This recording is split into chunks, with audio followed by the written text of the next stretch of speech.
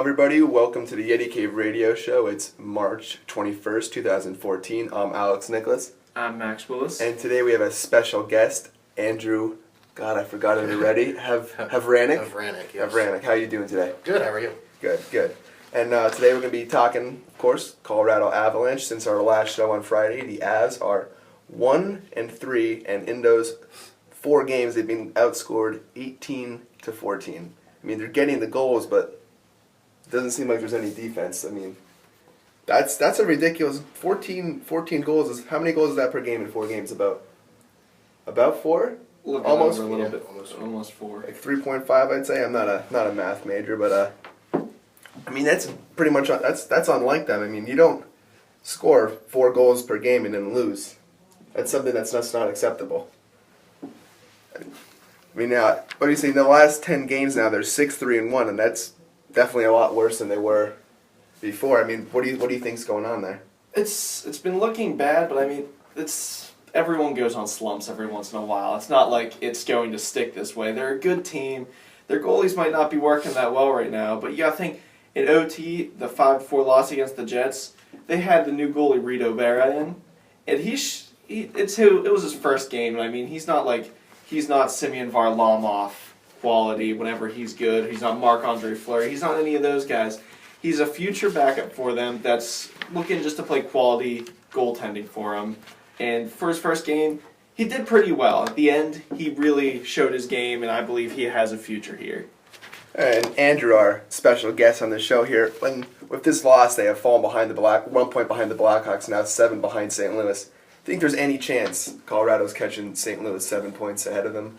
I don't know if they can catch St. Louis. However, I do think that they can, end up doing a little bit better than Chicago. Chicago's starting to have a little bit of a slump right now, and especially with Patrick Kane being out for probably the rest of the regular season, maybe coming back for playoffs. It might put Chicago in like a little bit of a rut, but I don't think that Chicago's going to fall too far behind, but I do think that Colorado can have their number. Yeah, I mean, that Patrick Kane injury is going to be huge. I mean, thank God they just got Hossa back, which, if they were missing Hossa and Kane, it would have been a rough ride to the end. But, I mean, they have definitely enough talent to stick with it. But I do believe the Avalanche could pass the Blackhawks. But I know Max is a big St. Louis fan here. I'm a St. Louis fan. They're a good quality team. I like them. I like David Backes. I like the grit that they have. They're running away with it now, but I still think the Avalanche, they can't catch up, but they'll at least try to make a run to make it close. I'd like to see them come close to it. But St. Louis right now, they're making a run, and their road ahead is not looking that good for the Avalanche, as St. Louis is coming up against, I believe it's the Penguins this Sunday. Well, if the Penguins put anything like they did against Detroit last night, it should not be too difficult for St. Louis. I believe Penguins defensemen scored 2 own goals, which I really haven't seen in quite some time. It was a great game. We'll just leave it at that. And with 12 games left for the Avalanche, they got 5 home, 7 away. I mean, this is kind of maybe a difficult question to ask, but how many games do you think they're going to need to win to get above the Blackhawks? Like, what do you think they're going to? I'd say they need to win at least 7 or 8 of them if they want to finish better than the Blackhawks, because the Blackhawks have definitely not been the team they were earlier. So I'd say 7 or 8. What do you guys think? I agree with that. I think, between like 6 and 8 games, to win, at least they have to get at least 6 out of these last 12 games, just, to at least, stay in contention on where they're at right now. But I think if they can get, like that 7-8, they might actually be able to move up in the standings a little bit. I think it's going to be 7. 7 games. 7 games is the lucky number for them. It's going to be the one moment that they need to take out the Blackhawks. And with the loss, the Blackhawks taking Patrick Kane, I think it's very plausible for 7 wins. Right now, they have 94 points in the Central Division, and the next wildcard team below them would be Minnesota with 82, Phoenix with 77. I mean, do you think there really basically is? I really don't think there's any way they can miss the playoffs. No. They really, no way. I mean, if they lose all 12 in a row, and Minnesota goes on a hot streak, and so does Phoenix, maybe. But do you think this team's a shoo-in the playoffs right now? Yeah, St. Louis, Chicago, and Colorado, they're a lock. They're a lock in the playoffs. Yeah, I agree. No doubt. All right, let's talk about players who've been hot and some that have just not. Matthew Shane, 7 points in the last 5 games. No surprise there. He's been tearing it up this season. One of my favorite players to watch. Explosive speed once again. and I said a goal and 6 assists in those 5 games. What was your take on Duchesne and how important he's going to be moving forward? He's going to be very important. I mean, he's one of the star players. He's been there for a while. He's a big name now. He's one of the big names of the team. And coming back from the Olympic break, he was on a huge hot streak that lasted quite a while. And he just kept going, point after point, kept adding up on that scoreboard. And I think he missed 1 point for the game, and then he's back on another 5-game hot streak. That's pretty impressive by my standards.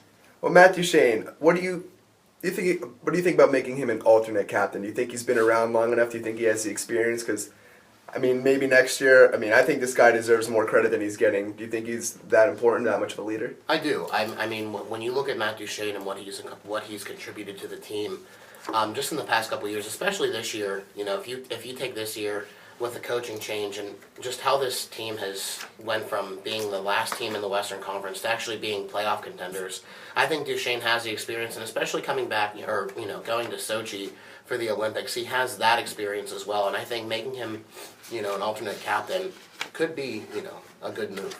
I mean, he's been at the top of the stats for the Avalanche pretty much all year. 67 points, 67 games, exactly a point per game pace. I mean, there's not much more you could ask from him. I mean, this kid's been on fire. And also a hot player, one that you really wouldn't hear too much of, Jamie McGinn on a 5-game point streak and 7 points in the last 5. I mean, you have Duchesne, Landeskog, and McKinnon producing, but how important is it for someone like McGinn to step up right before playoffs?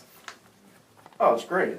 He's one of the linemen. I kind of take him like just one of those line guys that you always want to have around that's up there for scoring, putting on the net whenever you need him.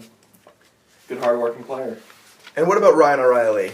6 points in the last 5 games. And when I was looking through the stats, I just found this funny. He has 68 games played all year and hasn't taken 1 penalty. 0 penalty minutes. I don't know, that's not really the most impressive stat, but I found that odd. And what's your take on Ryan O'Reilly, Andrew? Well, the stat that you just brought up with the 0 penalty minutes, it's very similar to Rob Scuderi on the Penguins. He's played however many games, since coming back over from Los Angeles. He has not taken a penalty this entire year. Really? Yes. That I did not know.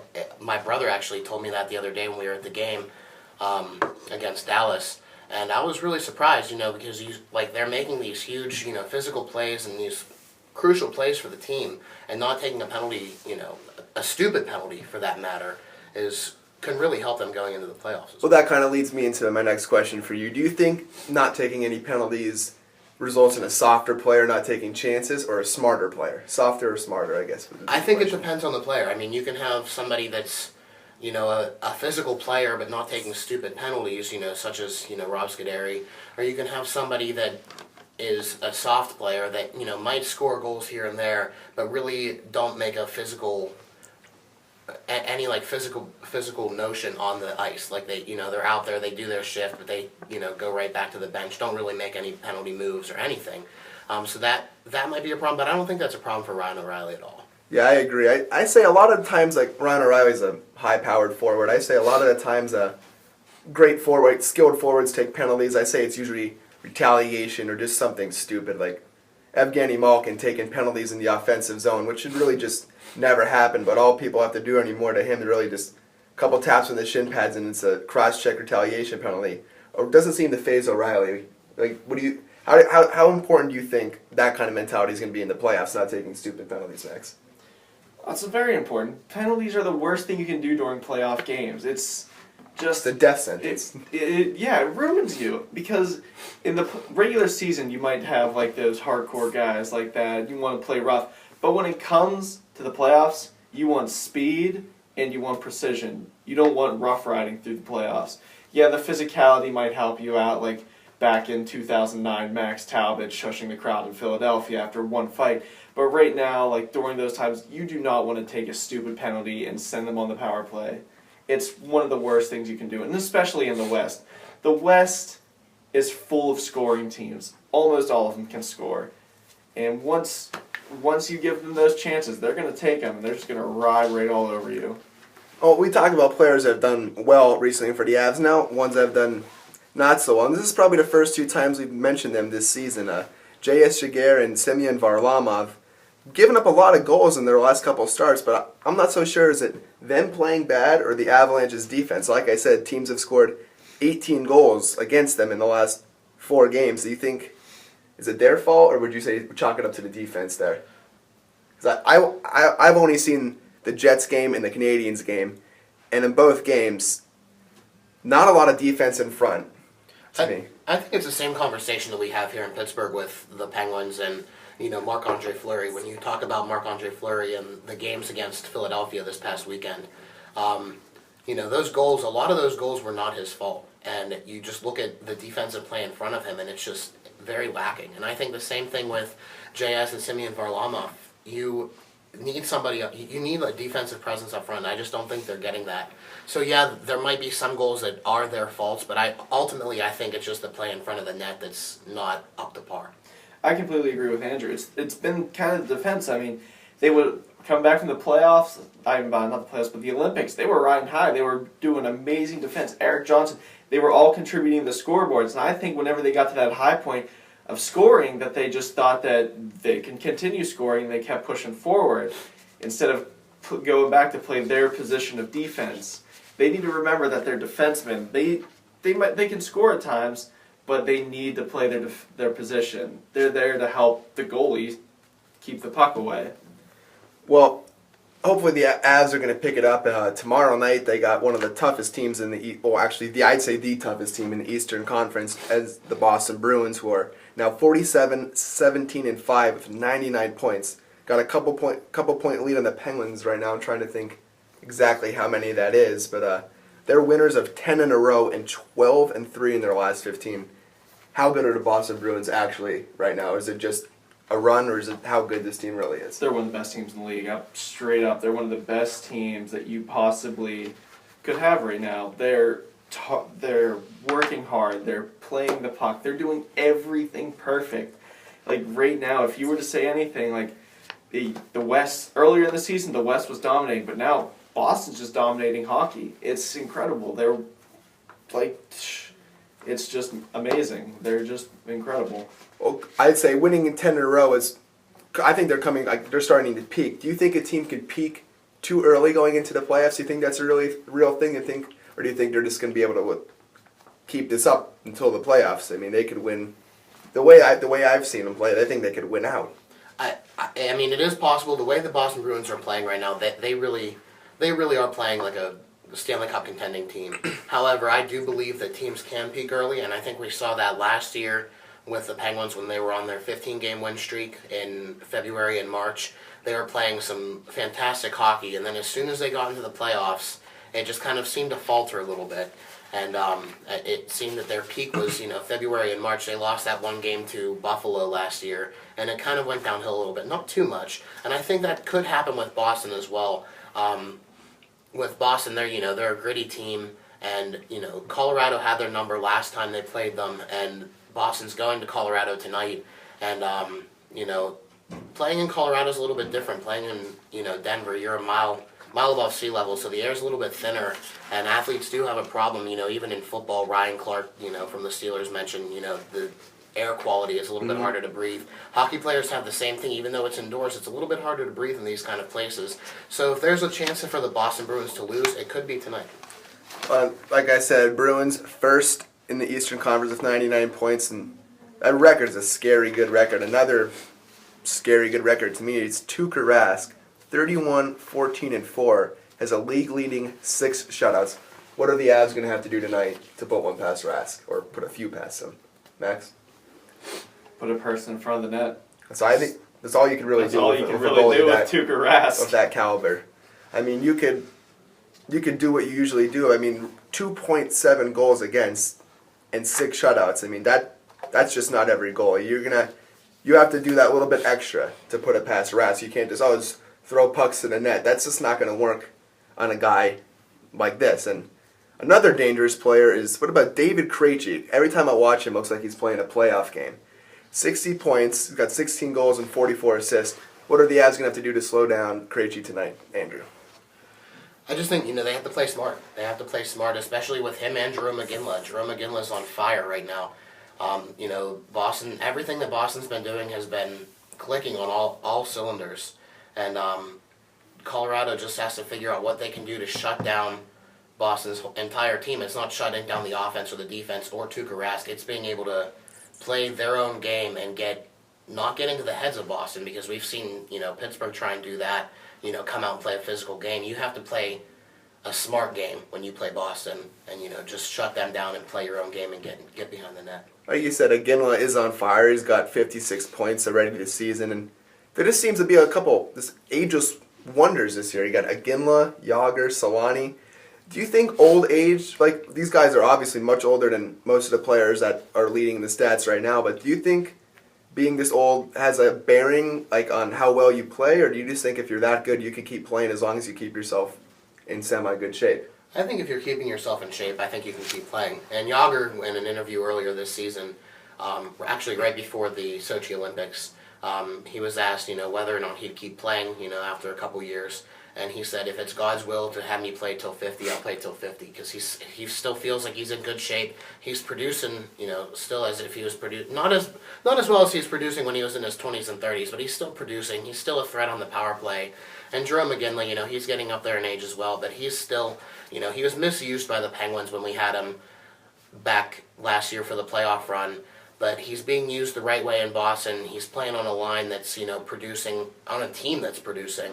And I don't think old age is going to be a factor in any of those players right now. Yeah, I do wish the best for Iginla. I mean, he spent his time on a Calgary Flames team for several years that wasn't too good. He moved to Pittsburgh last year for the playoffs of hopes of riding further than they did. But, I mean, like you said, Andrew, they did misuse him, and Pittsburgh ended up losing to Boston last year, and that's where Iginla ended up.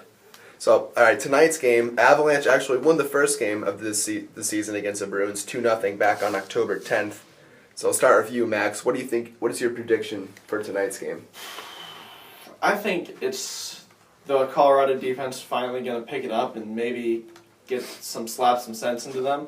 Patrick Waugh is just going to beat the crap out of them in that locker room after the performance against the Jets, because that was atrocious. Yes, it was. Rudy Gobert did as good as he can, but they need to put Varlamov in net tonight, and the defense needs to stay in shape.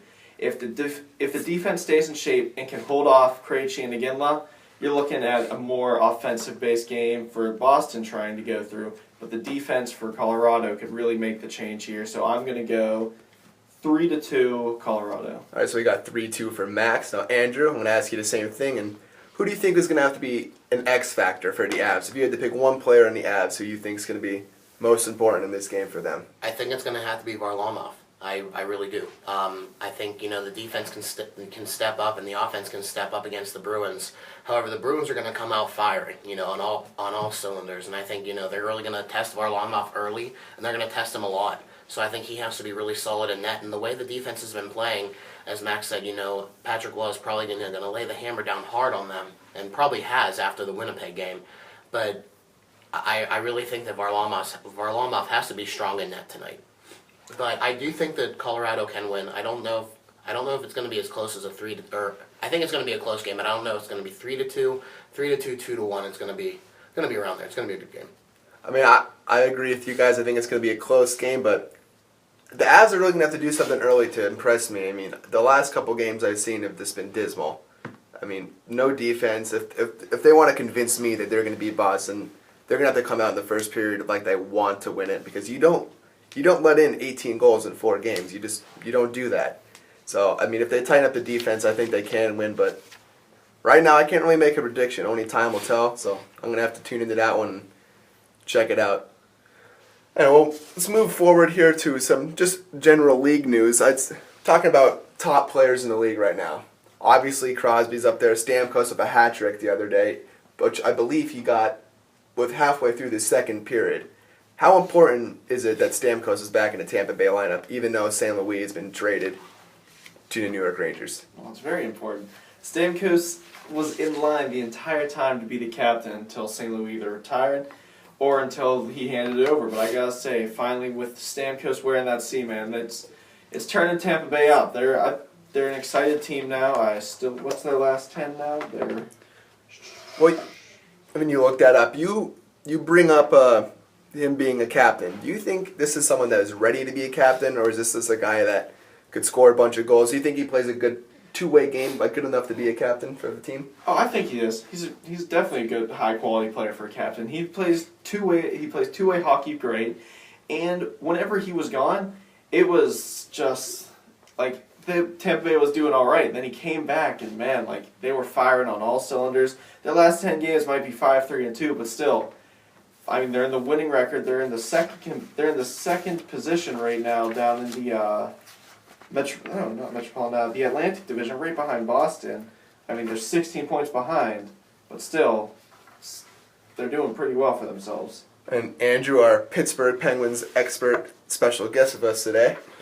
Sidney Crosby, I believe he has, was it 90? Is it 96 points now or something? Yeah. Do you think, is it as good as his stats say? I mean, or do you just think, I mean, obviously this guy doesn't get lucky. I can't even ask that kind of question. I mean, how well is Sidney Crosby playing, and how important is it that he keeps playing this way? I mean, Crosby's clutch, and I think when you look at the playoff series again with Penguins and Bruins last year, you know, Tuukka Rask and Boston were able to hold Crosby and Malkin away from having any points in that entire series.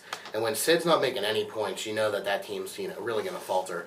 So Sid has to be able to continue to produce at this level, and I think he's going to. And, you know, right now playing on a line with, when Dupuis went out with a ACL injury and had to have surgery, you know, the big question was who's going to be on that line with Sid and Kunitz. And I think right now, after the trade deadline and picking up Lee Stempniak, I think that line, and the line, when they played on Tuesday night against Dallas, they were just firing on all cylinders. That whole team had at least a goal and an assist, and Sid had 2 goals. So Captain Clutch, I don't know. Well, you were bringing up a good point about how Rask and the Bruins kind of slowed them down now. The 2 teams that come to mind that are great at slowing the Penguins down are the Flyers and the Bruins. Very good chance that the Penguins could see either of those 2 teams in the playoffs. What are they going to have to do to get past them? I mean, the Flyers knocked them out 2 years ago, Bruins knocked them out last year. What is it that those teams do well to get the Penguins off their game?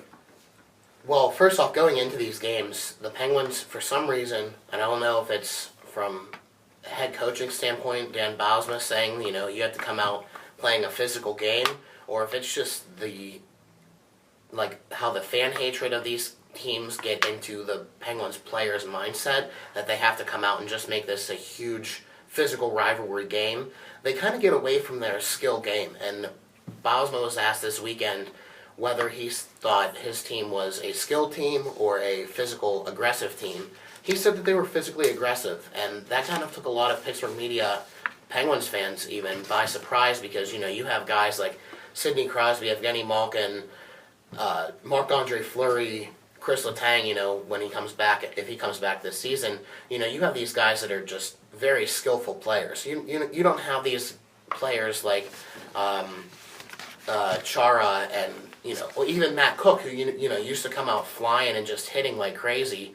And they just have to play. When you're playing Boston or Philadelphia, you have to play a smart game. You can't play a physical game. Once you play a physical game and try and out-hit Boston or Philadelphia, which they did. They out-hit Philadelphia this past weekend series, the home-and-home series, but they still lost both games. Granted, the second half of the game on Sunday was a little bit better than the first game and the first half of the Sunday's game, but you still have to come out and play your own game and don't get into the whole physical mentality that they have. Yeah, it's all too often I see Pittsburgh trying to match what Philadelphia does, and they really, it seems like they know how to get under the skin of Malkin, Crosby, Neal, a couple of stick lifts and little cross checks to the back. It seems like maybe just those guys can't handle it. I mean, have the Flyers figured them out, or I can't tell.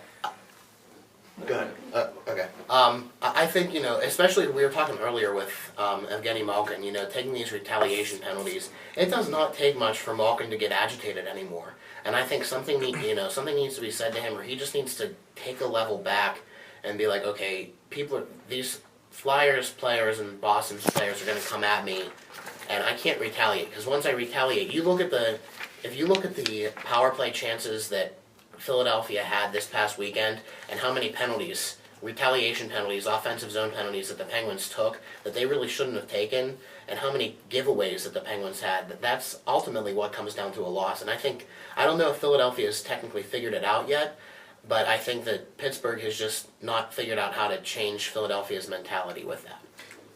The one thing that I was going to say about this is how the Penguins play is it's just how they try to go out and play physical.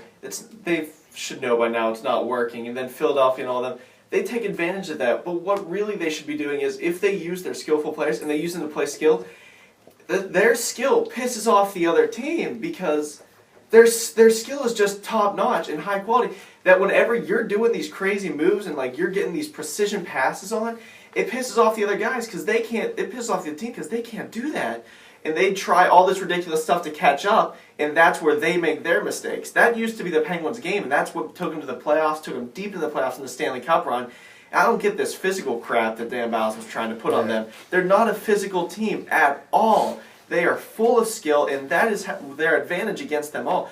Malkin, if we take him back to his early seasons in his rookie years, he might still have been hot-headed, but his skill was unmatched. Him and Crosby could do anything together. The two-headed monster, the cardiac kids when they used to be called, they just were just unmatched on level of skill at the time. You mentioned the Penguins lacking some physicality. I mean, they got rid of guys like Max Talbot and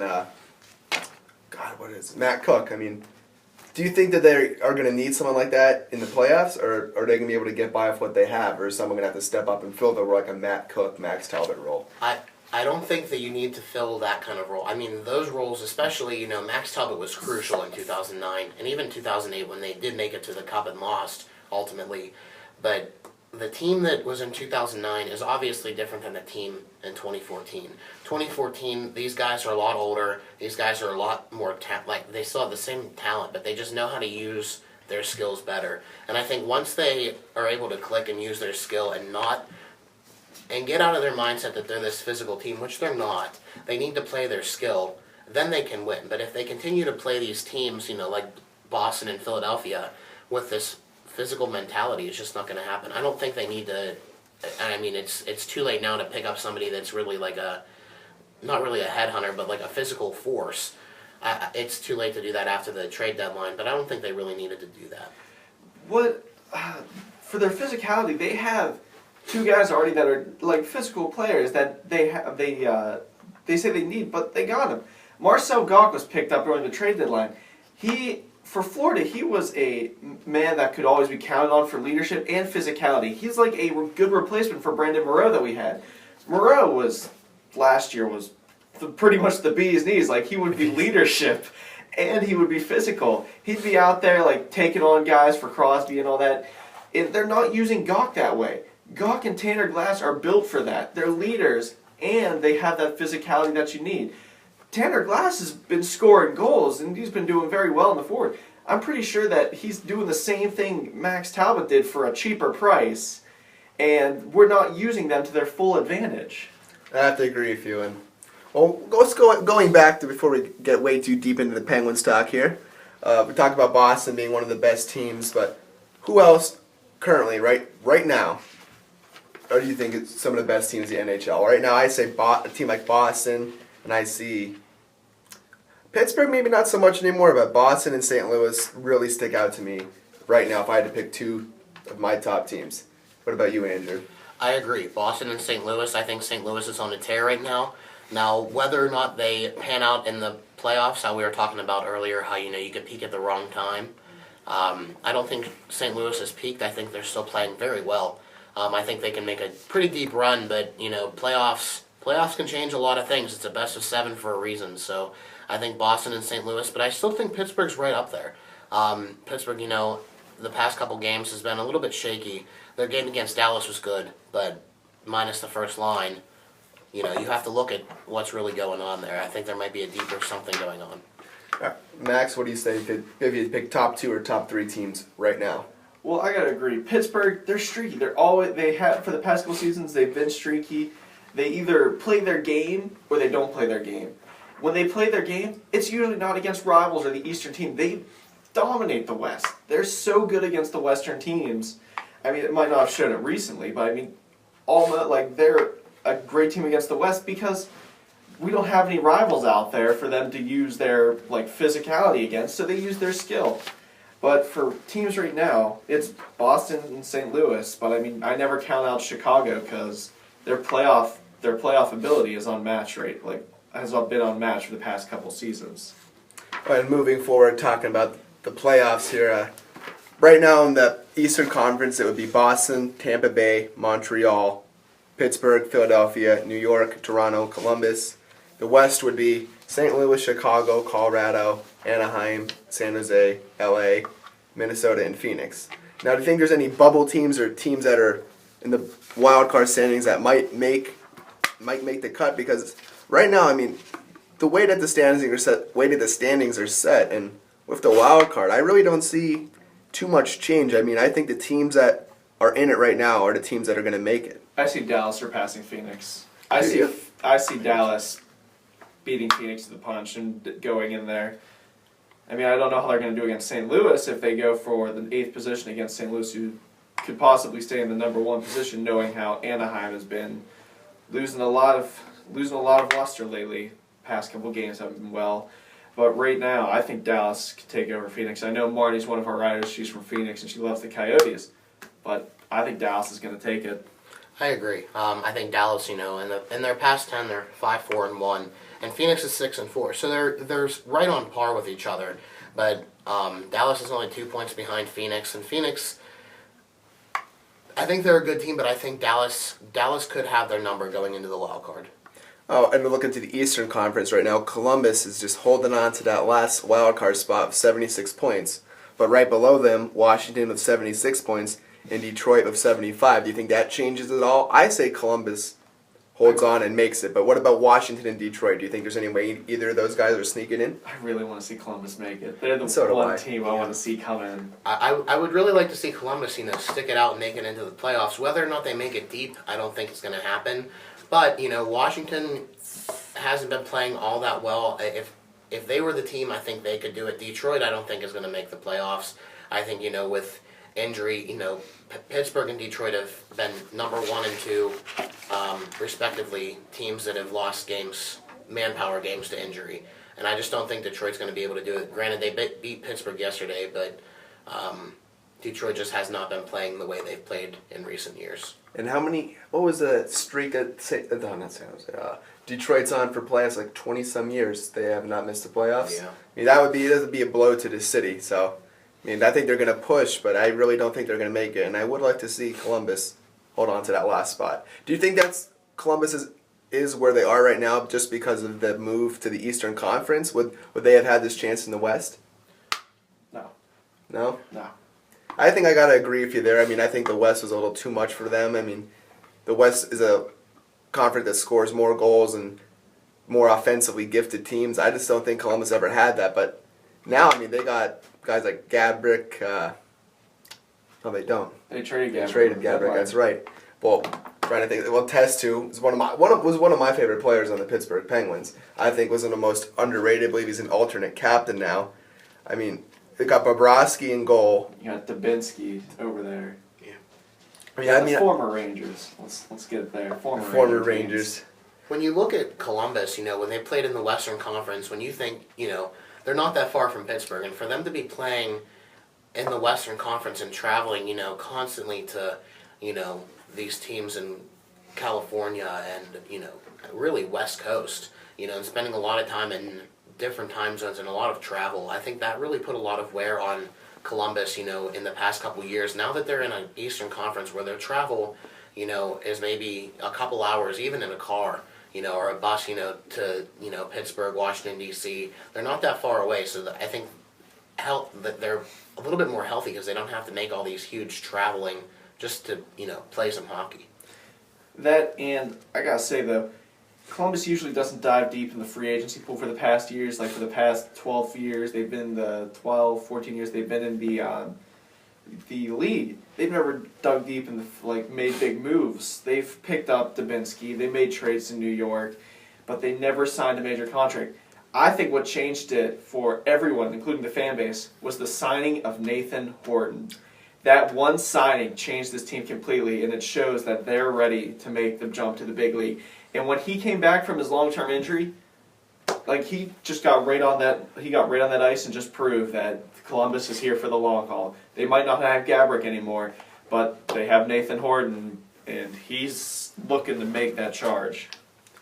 Yeah, I think you're right. I think Columbus makes the playoffs, and like you said, we definitely think Colorado is going to make it, barring a catastrophic meltdown.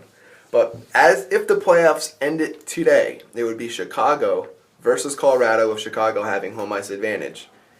What would you think? How would that series pan out, Andrew?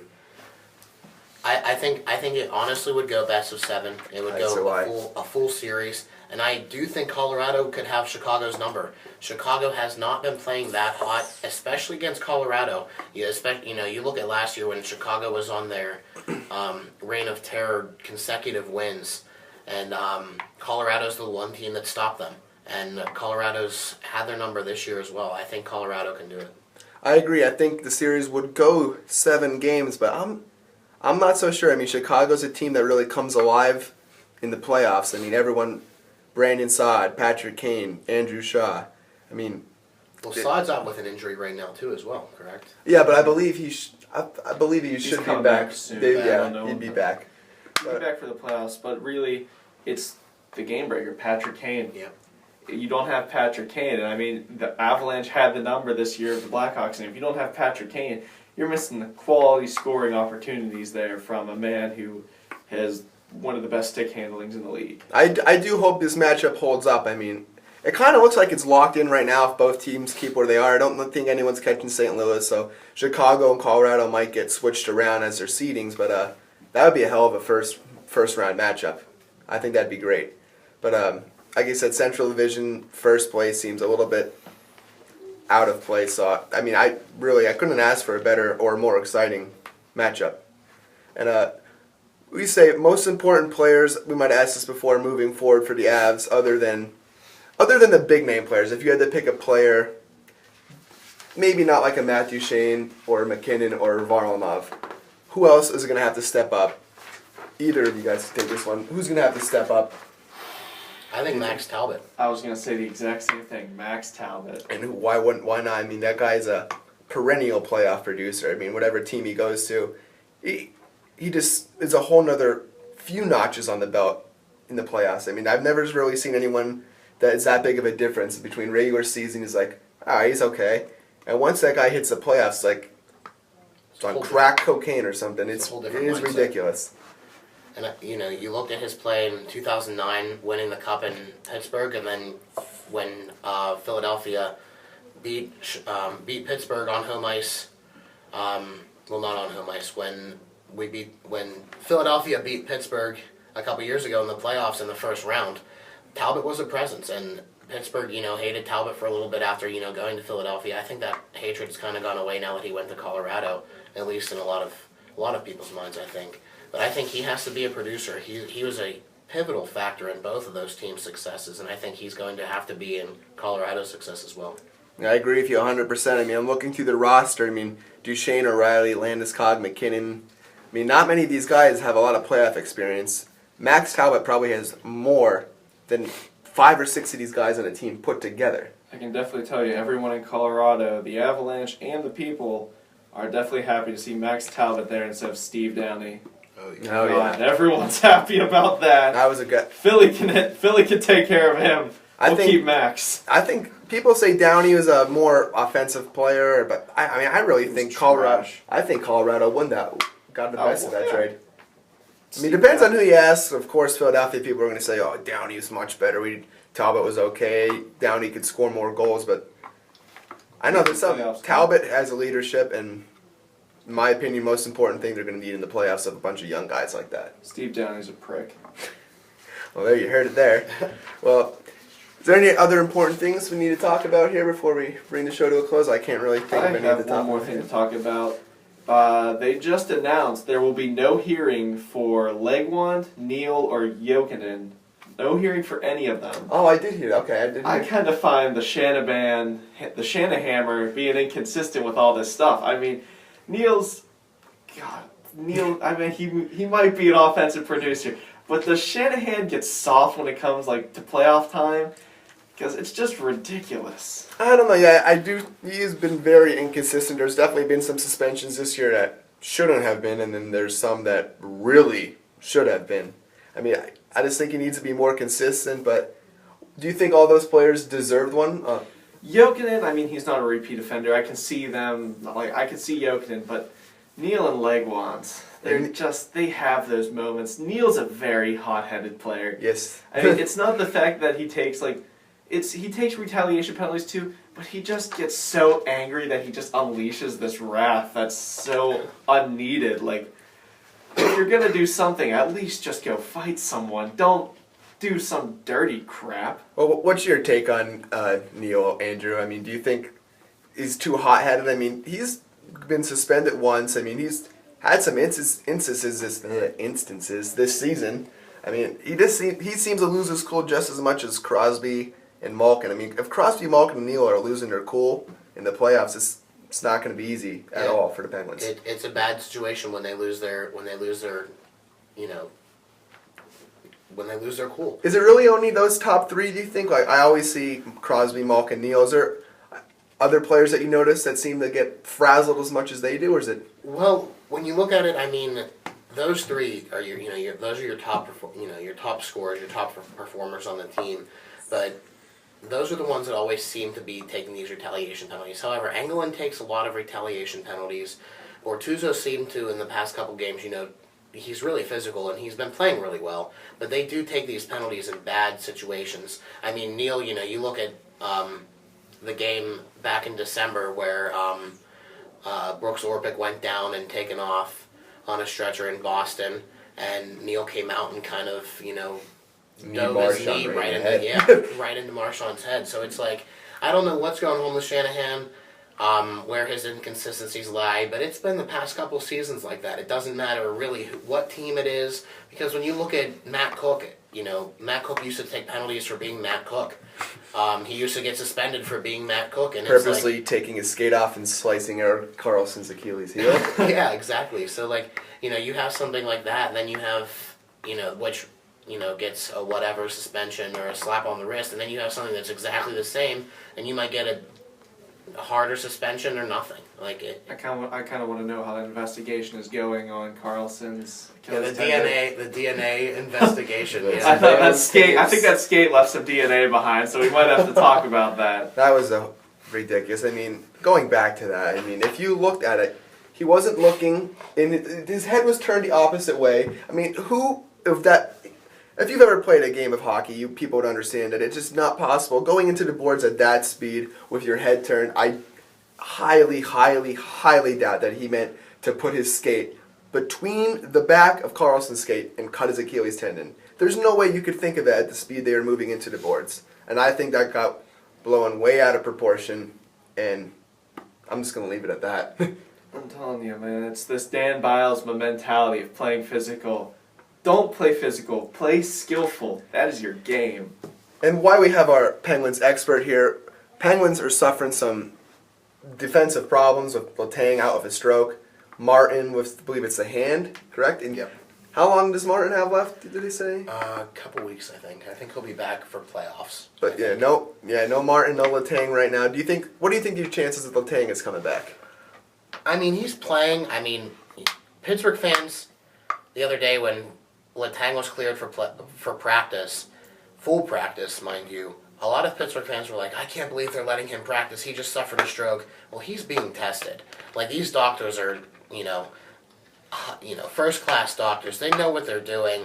And granted, sometimes what we think as fans think is a bad move, these doctors know more than we do. We're not doctors. So I think, the possibility of Letang coming back, I think, it's a possibility, especially for the playoffs.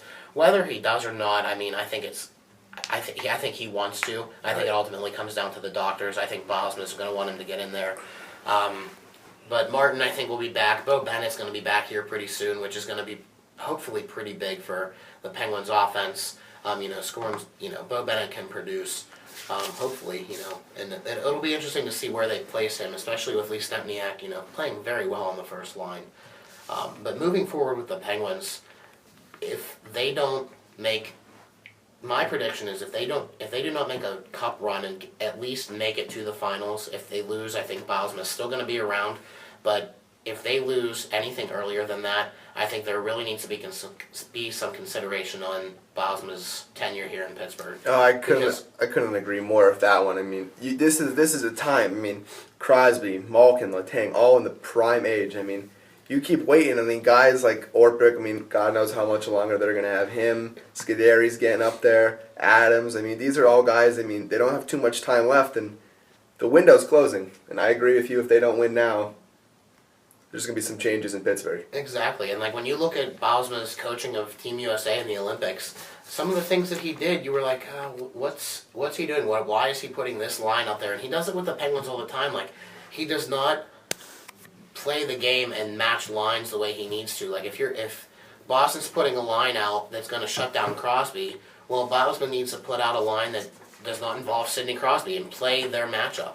And Bosma hasn't been able to do that. And the fact that he thinks this is a physical team, I think Bosma needs a wake-up call. And when you look at 2009 when they won the Cup, Therrien's a great coach to whip a team into shape. And it's been evident with Pittsburgh, and it's been evident with Montreal, years ago when he was the head coach of Montreal. And again, I mean, Montreal in the standings, they're playing all right, but I don't know, where are they standing at right now? Right under Tampa Bay. Yeah, right under Tampa. So they're in playoff contention. They're in contention for the Cup. But, Therrien hasn't really been a great producer in the playoffs. You get rid of that Therrien coach and bring somebody in like Bausma. Bausma didn't win that Cup because it was his team. He won on Therrien's team. So it'll be interesting to see what happens with Bausma. I know this is an Avalanche show, but one more question for you with the Penguins. It seems that there's no accountability for this kind of team. Like, you go out, you take a bad penalty, next shift is yours. You go out there, you make an awful turnover, you make another turnover, you're going right back out there. I mean, do you think, like you said, Bausma needs to be a harder coach? I mean, what if Malkin goes out there, takes a couple bad penalties, he ends up right back out there? I think Bausma needs to put his foot down. You make couple awful plays, bad penalties. Do you think they need to sit him for a while, let him think about what he's did? I mean, you just can't keep putting him out there. Well, here's the thing. With the Penguins and Bausma, he will, if it's somebody like Simone Dupre, and Simone Dupre takes a bad penalty, he'll sit Dupre for another shift. But if it's somebody like Sidney Crosby or Evgeny Malkin, he won't do it.